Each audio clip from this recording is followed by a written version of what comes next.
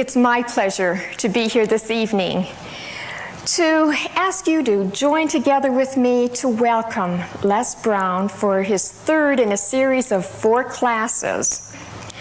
Les is one of the most inspiring, motivational teachers in America today. When I heard him 3 years ago, it actually brought tears to my eyes, and I rushed one of my sons over afterwards to introduce him to Les. And my feeling was, every young person in America needs to hear this man. Because if you could start them out young, learning the kinds of ideas that he can put across so beautifully and so enthusiastically and so from the heart, it would change America.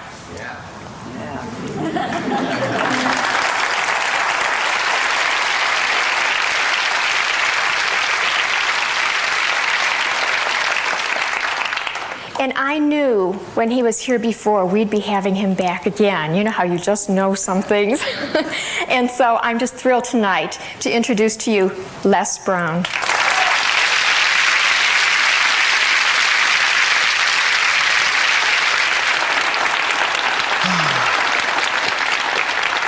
Good evening. Good evening. How you doing? Great.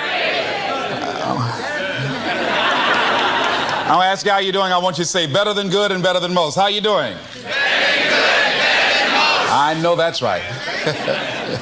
And sometimes even better than that, right? I'd like to just let you know I really appreciate the opportunity to share some time with you again. Why don't you give Lenore a round of applause, please? Very beautiful personality.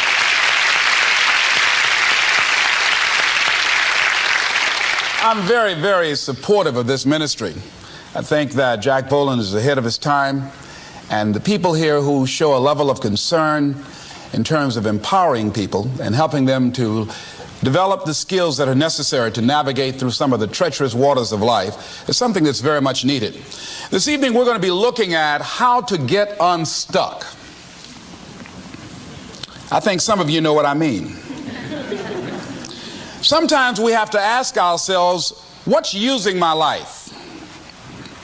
Heard a guy give a lecture one time that says, we are today what we were when. And he was talking about the fact that we, to a great extent, behave, think, react because of some previous experience that we've had.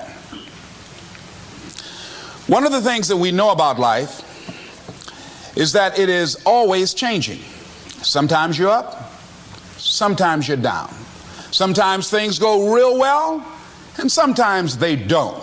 Sometimes you're happy, and sometimes you're sad. Now that's that thing called life. And when we begin to understand and know that, accepting that reality that we will never ever have things just on an even keel all the time, that you're going to have some ups and you're going to have some downs, but during those down moments, that's where the growth takes place.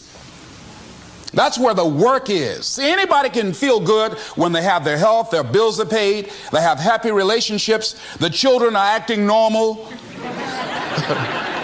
business is successful. Anybody could be positive then. Anybody can have a larger vision then. Anybody can have faith under those kinds of circumstances. Am I correct? Yes. See, but the real challenge of growth, mentally, emotionally, and spiritually, comes when you get knocked down. Somebody said that adversity introduces a man to himself or a woman. How you handle it, that's where the growth takes place. When I was facing some challenges, I had a guy say something to me, and I suggest this is one of the first things that you want to do when you're facing a challenge. You want to get unstuck. Evaluate where you are. Look at it. Assess yourself. Assess yourself and assess the situation. What brought you there? What role did you play? Earl Nightingale had a saying I like. He said, all of us are self-made, but only the successful will admit it.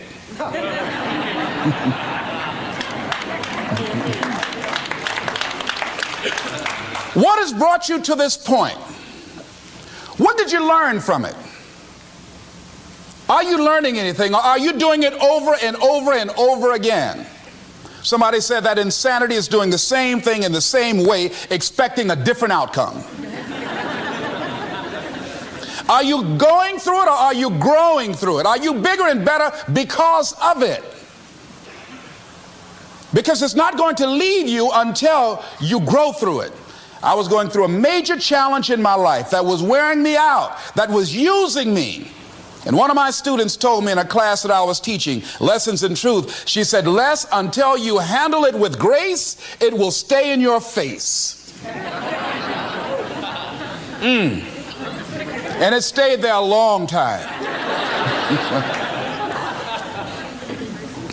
The challenges of life. How do we get stuck? A friend of mine went through a divorce. My best friend. He had a wife that did not love him as much as he loved her. It was his first real true love. He was a very religious man. Did not believe in divorce. He made a mistake. And he paid for his mistake with a lot of pain, a lot of tears. And there came to a point where he knew he should have gotten a divorce. But he was stuck. He was stuck in something called revenge. He said, she's made me so miserable, I'm going to pay her back. He was stuck.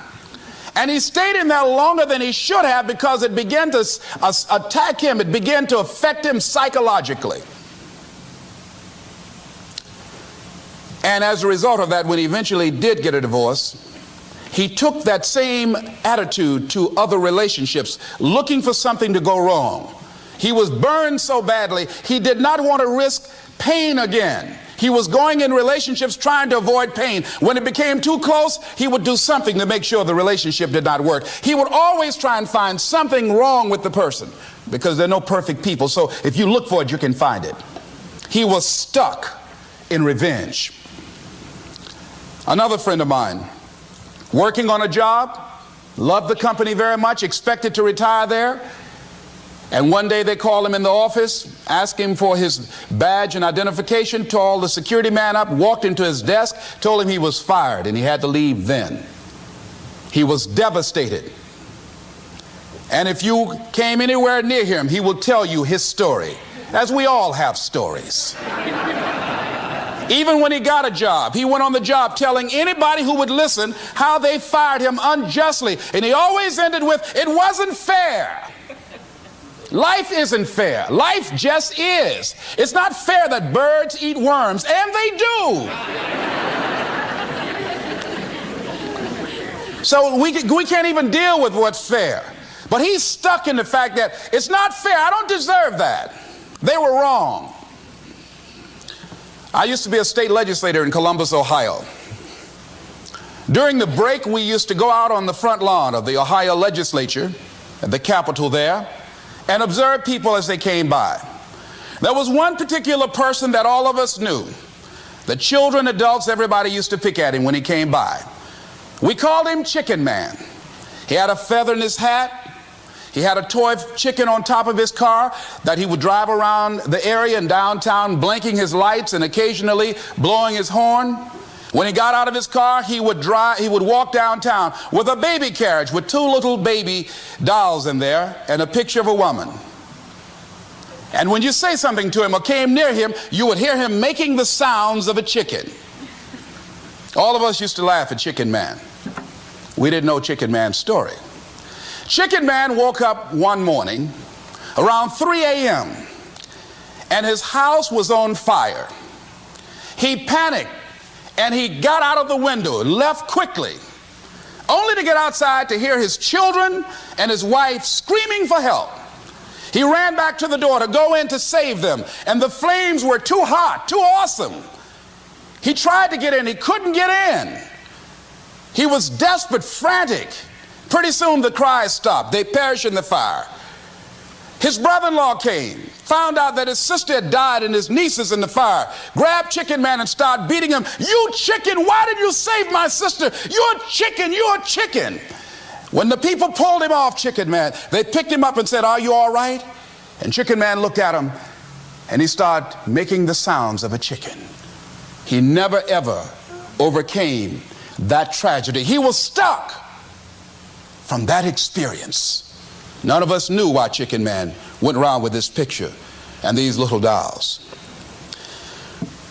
I remember when I was stuck in anger for a long time, when I made a commitment to my adopted mother that I was going to purchase her a home. I'll never forget the experience of working real hard to get the money for the down payment. Someone had told me of a beautiful home in an exclusive area of Miami. I went to see it, took my mother there, and she said, yes, I want it. It was on the water. We went to the closing. My attorney said, Les, have you had a title search? I said, what's a title search? Well, we just take a couple of days to check it out and make sure there are no liens against the property that you might have to pay if you buy this home. The guy who was there selling me the house, he said, listen, he said, the only reason that I'm selling you this house and selling it at a loss is because I admire the fact that you want to purchase this house for your mother. I have another guy who will give me substantially more money, but I like you. And I've got to get back to Philadelphia. Now, if we cannot consummate this deal now, then the deal is off. I said, there are no liens against the property? He says, no, of course not. I looked at my attorney. I said, I believe him. I'll sign. She said, Mr. Brown, I'm not questioning his honesty. She said, but business is business. I signed that contract. And we had a big celebration. Everybody in the neighborhood was talking about Leslie coming home, one of the twins that Mamie adopted, to buy her a home. Child, isn't that nice? God is going to bless him. A few weeks later, I received a letter, a registered letter, indicating that the house was going up for sheriff's sale on the courthouse steps. A man had filed a $12,000 lien against the property because the previous owner owed him that money. And if I did not come up with $12,000 in 30 days, he was going to sell the house to the highest bidder. I called this man and said, Mister, my name is Les Brown. I purchased this house. I had nothing to do with your prior bill. He said, that's not my problem. He said, you should have had a title search. I said, can you give me time? I said, my mother is an older lady. She has a bad heart. And I said, please. I said, if you just give me the time, I don't know how I'm going to do it with the house note and everything else, but I think I can pay you at least $2,000 a month, and within 6 months, somehow I will pay you your money. He said, no, I want it all in 30 days or you get out. I did everything I could, racked my mind thinking about how I could get $12,000 because I took everything I could to get the money just for the down payment and the closing. I finally had to face the reality that I wasn't going to be able to do it. I was up around 2 o'clock in the morning walking back and forth thinking, how was I going to tell my mother this? My children were there in the room sleeping all night long. I agonized over this. I lost over 23 pounds. Pretty soon I went in the room where my mother was sleeping and I said, Mama, I got down on my knees by the bed. I said, Mama, I got to talk to you. And she said, what's wrong? I said, Mama, I said, we got to get out the house. I said, in my haste to buy the house, I made a mistake. She said, that's all right, baby. I didn't like this house anyhow.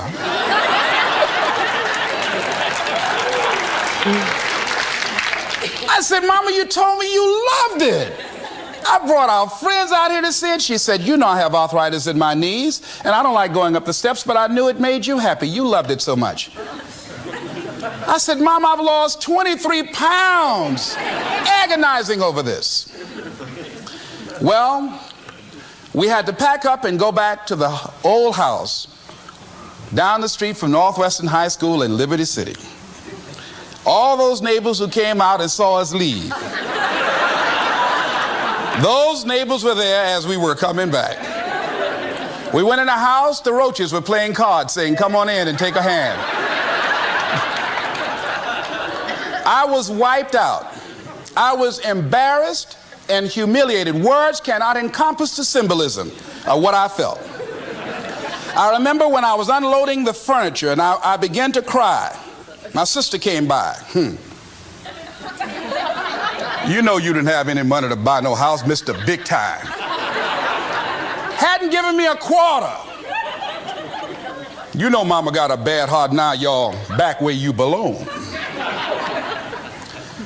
As I was crying and my head down, taking furniture in, my mama said, hold your head up. I said, Mama, I just feel so bad about this, Mama. She said, hold your head up and dry your tears. You have nothing to be ashamed of. And I did, as we unloaded that furniture in that house. For several weeks, I was numb. I was immobilized with anger. If I had seen that guy, I was thinking about flying to Philadelphia. I had all kind of dreams about him. And I didn't want to hit this guy here. Hitting would have been too good for him. I just wanted to just grab him and just bite him. I just made it, found him. They say, well, we found this guy just chewing on him. Beating would have been too good for him. I'd have just bit him every time he... I'd have been like a Doberman Pinscher. Yeah? God would have said, I thought I made everything, but I don't know where this came from. I was reading a book on forgiveness.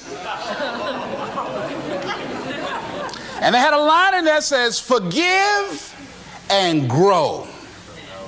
I had to let that luggage go. You see, your mind is you know, when you go into a service station to get gas, you don't go in there and just start pumping. When you push the lever up, it clears the previous bill. By the same token, if you want to begin to move, you've got to clear your mind of all the unnecessary luggage and baggage that's weighing us down. I couldn't move. I couldn't think about what am I going to do to get out of this situation, because I was so concerned about what happened and what he did to me and how bad it was. I was so stuck in that I couldn't even focus on what I should have done. Feeling sorry for myself and angry, and none of that was taking me anywhere. So pretty soon I learned through effort, made a conscious, deliberate, determined effort. I had to let it go. I had to forgive it. Let it go and begin to focus on developing myself. And I say to you, you're going to have people to do things to you. Things are going to happen to you. And the most important thing to do is to harness your will and let it go and move so you can grow, so you can get on with your life. It doesn't matter about what happens to you. What matters is, what are you going to do about it? Amen. What are you going to do now, Les? Huh? How long are you going to tell everybody at the bus stop and anybody who would stand and listen to you? How long are you going to repeat the same thing over and over and over and over and over again? How many times do we have to hear that?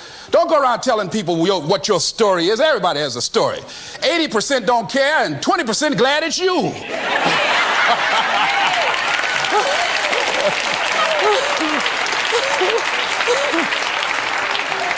They say, I'm glad that didn't happen to me.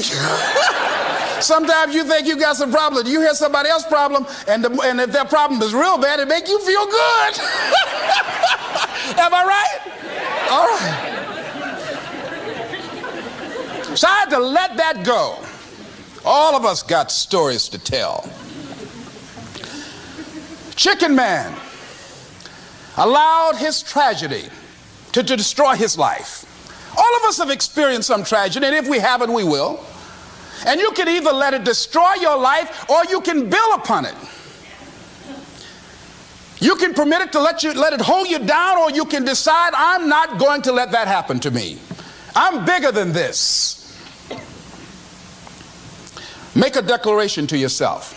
Declare all-out war that you're going to get out of this rut. I don't care how good you are. I don't care how talented you are. I don't care how much you work on yourself. There are some times when things aren't going to go right.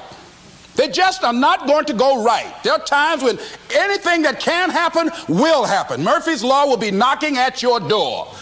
Why? I don't know why. That's called life. And you have to deal with it.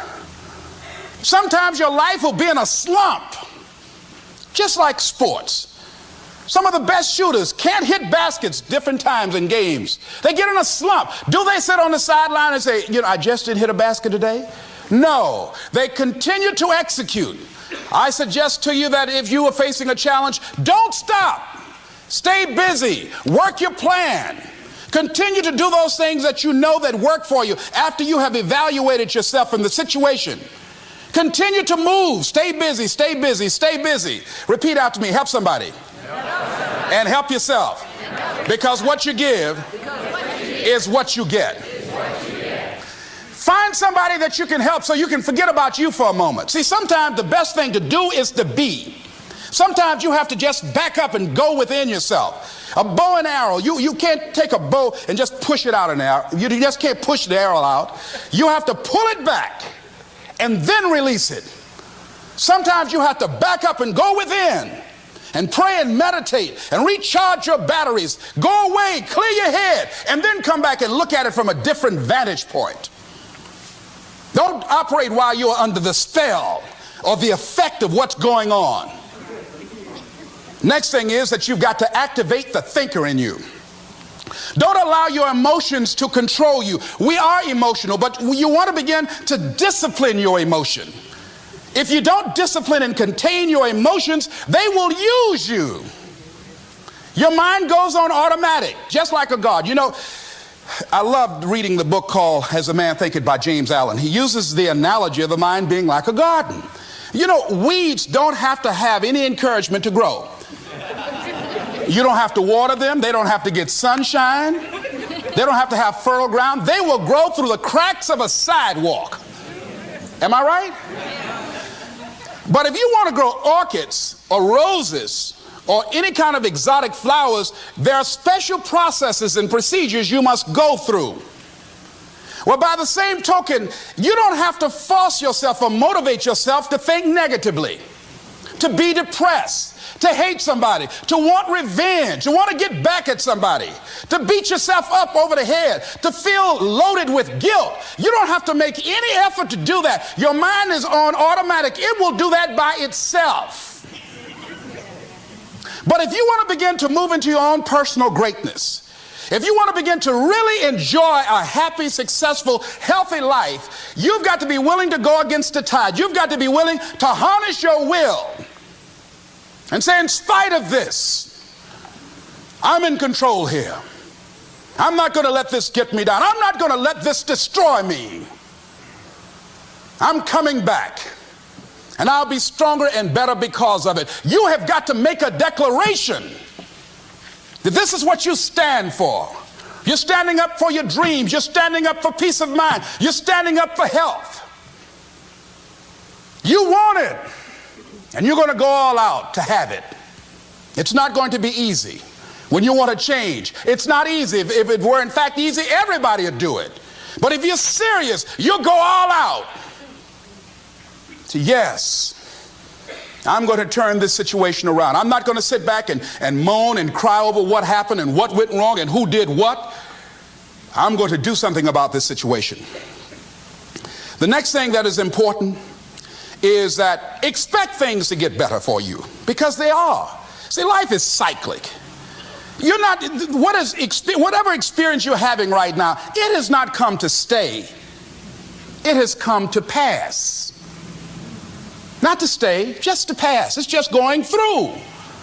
The biggest challenge is to know what's happening. This is a part of this thing we call life. This too shall pass. And maintaining perspective, putting it in perspective. I was doing a training at a college, and it was a 2-day training during orientation. And in the training that I provide, I'm a motivational speaker, but I conduct processes in personal dynamics, where people begin to go through changes that stimulate the right and left hemisphere of the brain, enable them to see themselves differently. I conducted this particular simulation with these young kids, 17 and 18 years of age, so that they would begin to see how they make decisions and how they would survive in this particular simulation process we gave them. We had them to do it individually and then collectively. Over 30% of them wrote down as their first option, in order to survive, they would commit suicide. First thing they wrote down. Suicide among young people has increased 300%. Over 5,000 will successfully take their lives this year. Why? Why did they do that? I said, I was so shocked. I said, what do you mean? Well, at least we would not suffer. And then they had the nerve to write down all of the other things they were going to do after they committed suicide. I say, listen, Kadumbo.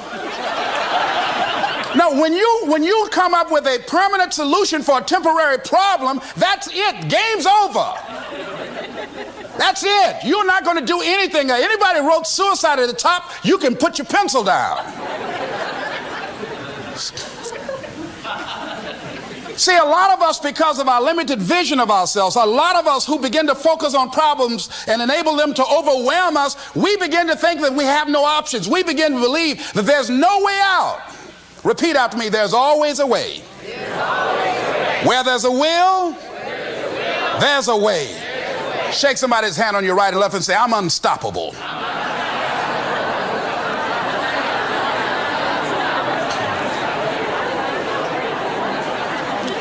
You've got to make those kind of declarations to yourself.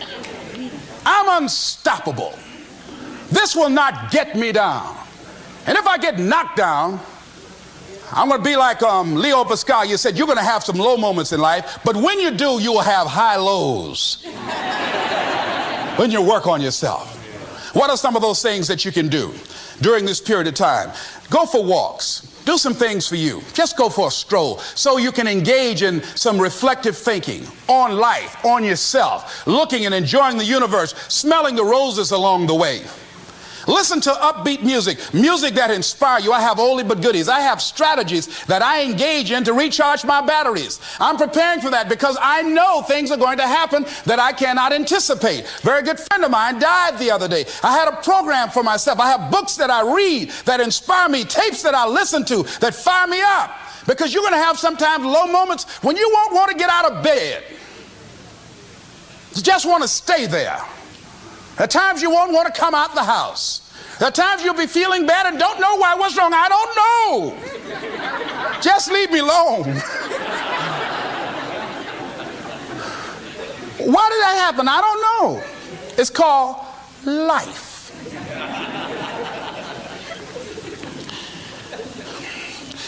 The other thing is take full responsibility for your life.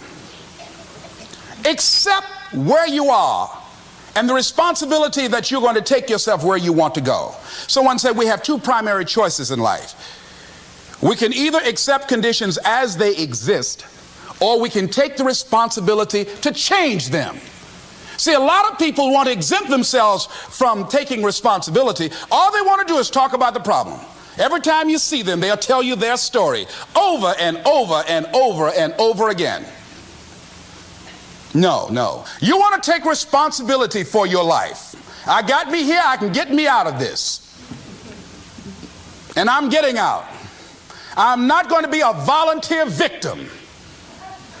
George Bernard Shaw said there are two kinds of people in life. You know, he said those that make things happen, those that watch things happen, and those that don't know what happened. And he said the people that get along in this life look around for the circumstances that they want, and if they can't find them, they make them. They create them. So part of beginning to get unstuck, you've got to decide that the behavior pattern that you have adopted doesn't work for you. You've got to change your strategies, and changing your strategy means reinventing your life.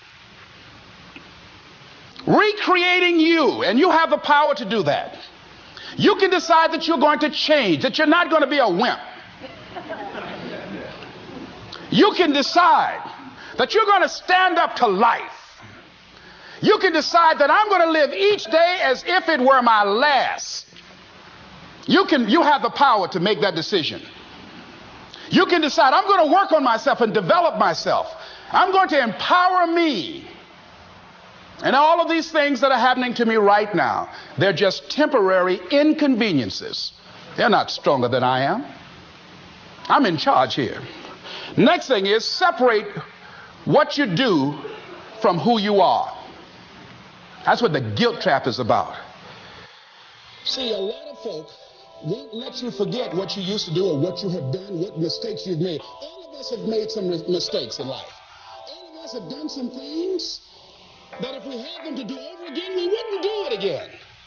There are a lot of things that if I had it to do over again, if I knew then what I know now, I would have done it differently. Why did it happen that way? And that's what you call life. I didn't do it like that. Oh, you don't want me to live that down. You want to keep on putting that in my face. interested. That's what I did then. Won't do it today, so you are picking on an innocent man. Hello.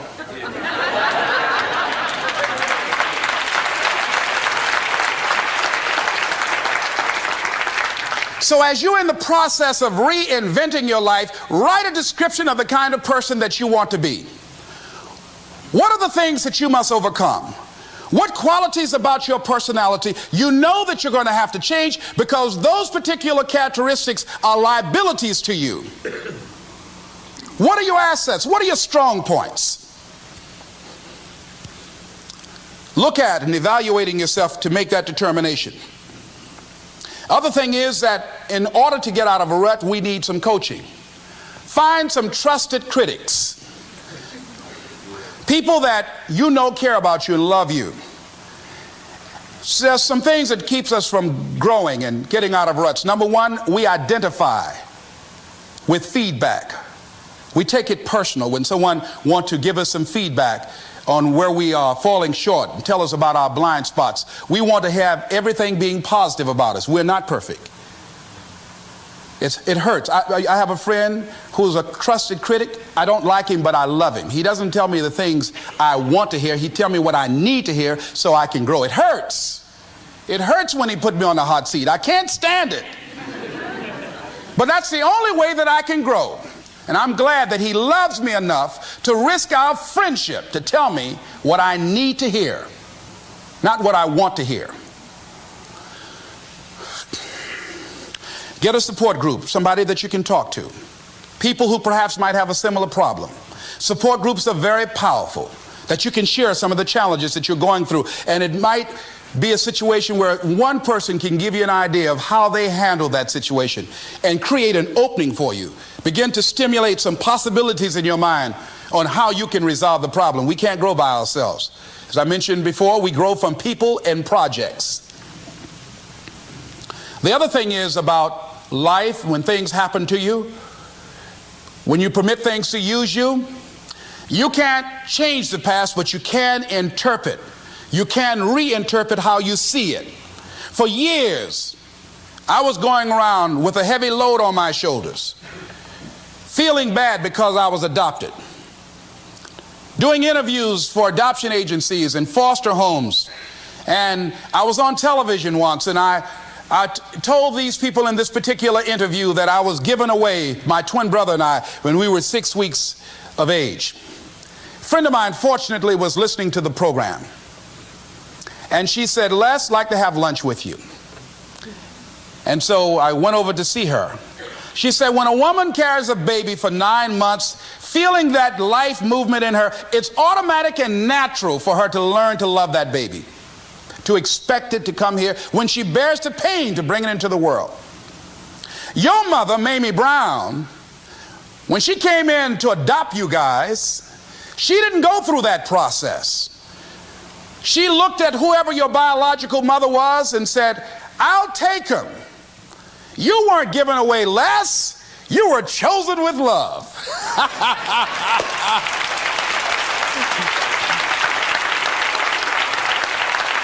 Same circumstances, same event, but reinterpreted.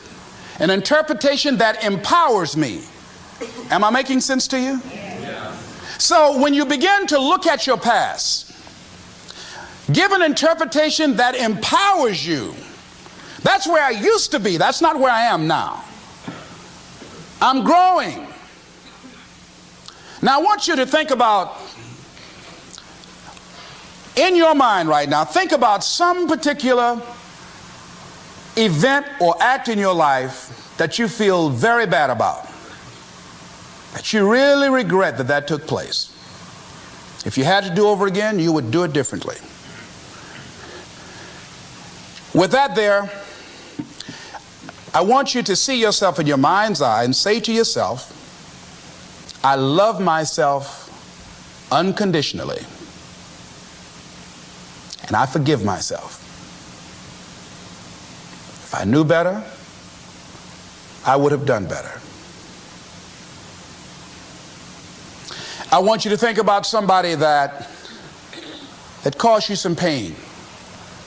cost you some disappointment. Somebody that you don't like.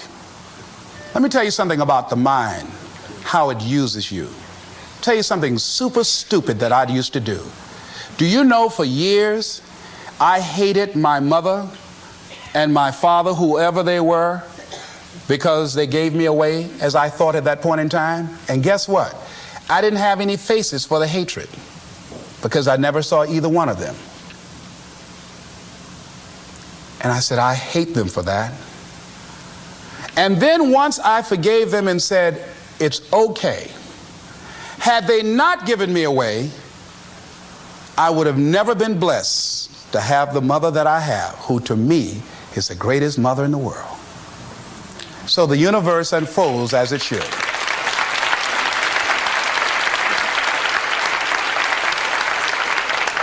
But when I went through this process, saying forgive them, I remember in my mind as I was trying to picture these people, I had two individuals in my mind standing there with no faces because I didn't know how they look. But I released that. I let that luggage go. Think about somebody that you've hurt, somebody that you've disappointed, either deliberately or inadvertently,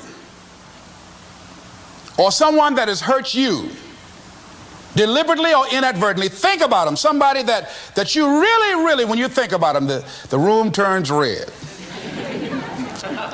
Look at them in your mind's eye and say, I forgive you. I forgive you unconditionally. Whew, boy, that's a heavy load to let off. When I thought about that guy, I said, wait a minute, I can't, no, you don't know what this guy did. This was my mama. You don't know what we went through. My student said, Les, forgive, let it go. If you want to be forgiven, you better forgive somebody. None of us are perfect. All of us have made some mistakes. And it wasn't easy. It's not easy forgiving, am I right? It's hard. See, everybody won't forgive. They say, I forgive, but I don't forget now.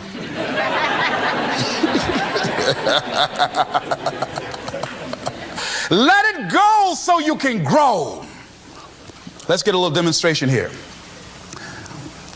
Throw it up on this side here, right? Demonstrate it like this. Let's go. I throw away negative thoughts. Revenge. Guilt. Anything that's been holding me back. Now with that right hand, let's bring something in. I bring in love. Peace of mind. Good relationships. Whole lot of money.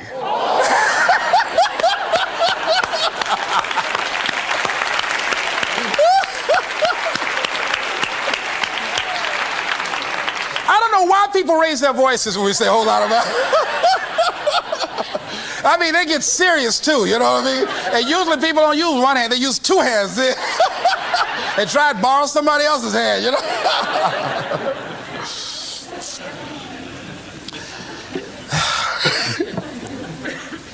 Reinterpreting our past. Understanding and knowing that we can move from where we are. That we can begin to design the kind of life that empowers us, that gives us happiness, that enable us to be on top of who we are. Knowing that as we begin to explore new horizons and new vistas in life, that as we begin to focus on developing ourselves, as we begin to elevate ourselves and not to follow the crowd, activating the thinker in us and disciplining and putting on hold the emotional part of ourselves. It's not easy, but through practice and practice and practice, practice makes what? Absolutely not. Dismantle that belief system. Practice makes improvement. You can always better your best. You can always go beyond anything that you have ever done. You'll never hit a state of perfection. You're always bigger than what you do. And so all you're looking for are new breakthroughs through practice and practice and practice. You'll get better and better and better. And there's still some things that will happen to you that will catch you on the blind side that you did not anticipate. You'll get knocked down, but you won't be knocked out. You'll be able to get to your feet again, be on the ropes, but you'll have a fast recovery rate when you work on yourself. Read inspirational books, of course. Listen to tapes that begin to inspire you, and stay around people who will empower you. People that will help you feel good about who you are as you're in the process of transforming your life. Life is so beautiful. Today someone gave me something on life called What is Life? I'd like to share it with you. In summary, getting unstuck means that you are going to start living life on your terms rather than just gliding through every day on automatic. That you are aware, that you're stimulated and you're excited about your unfolding future, that you have a special power within, that you know that things are going to get better for you. You know that you can handle this, and sometimes you have to cry. Sometimes life will take you to your knees. But the pain opens spaces in the heart for joy. Somebody said about life, I love this, says life is like an onion. You have to peel it one layer at a time. And sometimes you cry.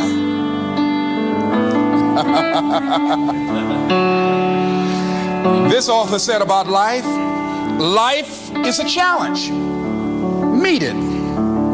Life is a gift. Accept it. Life is an adventure. Dare it. Life is a sorrow. Overcome it. Life is a tragedy. Face it. Life is a duty. Perform it.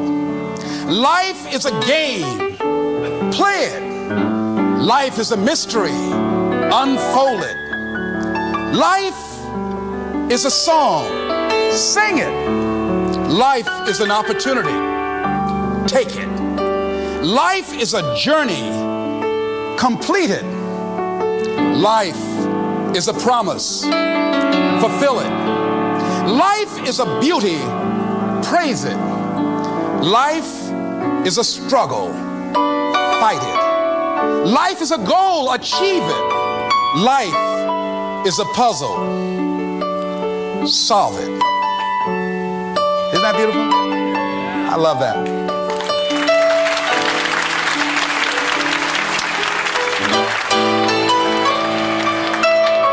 Remember something I heard in high school. It's called, I met a man today. At first I said he's Irish, for he has an Irish way. A sympathy and friendliness that warms you through and through. And then I thought, oh no, he's not.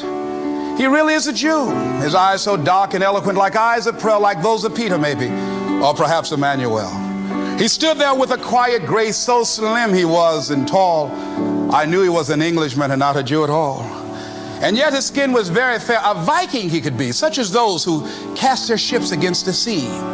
His hair was dark with the mist of India, Japan. His courtesy was China's own, his dignity Iran. I met a man today and he was marvelously fair. He really was a child of God, and he came from everywhere. This is Mrs. Mamie Brown's baby boy saying it's been a plum-pleasing pleasure as well as a privilege. Thank y'all here.